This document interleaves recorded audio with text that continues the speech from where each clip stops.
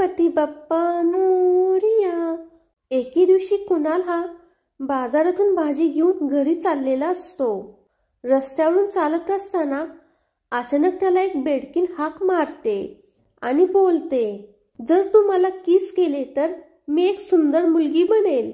कुणाल खाली वाकून पाहतो, त्याला कोण हाक मारत आहे ते। मग त्याला बेडकीन दिसते। तो बेडकिनीला उचलतो आणि आपल्या खिशात टाकतो। थोड्या वेळाने ती बेडकीन पुन्हा कुणालला बोलते, जर तू मला किस केले तर मी एक सुंदर मुलगी बनेल। मग मी तुला रोज सांगेल की तू किती हुशार आहेस, किती हँडसम आहेस, किती छान आहेस आणि तू माझा हिरो आहेस। कुणाल त्या बेडकिनीला खिशातून बाहेर काढतो, जरा हसतो आणि पुन्हा खिशात टाकतो। पुन्हा ती बेडकीन बोलते, अरे बाबा, जर तू मला किस केले तर मी एक सुंदर मुलगी बनेल आणि पूर्ण आठवडाभर मी तुझ्या सोबत राहील।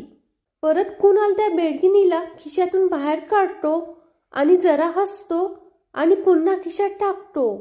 आता बेडकीन पूर्णपणे वैतागते आणि कुणालला मस्का लावण्यासाठी पुन्हा बोलते, जर तू मला किस केले तर मी एक सुंदर मुलगी बनेल आणि आयुष्यभर तुझी अतिशय चांगली लाईफ पार्टनर बनून राहील।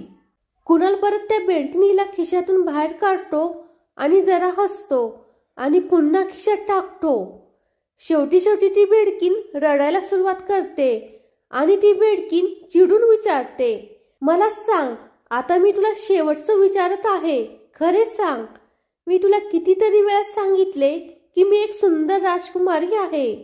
मी तुझ्या बरोबर आयुष्यभर राहील, आपण खूप मज्जा करू, आपण खूप खुश राहू, तरीही तू मला किस का करत नाहीस?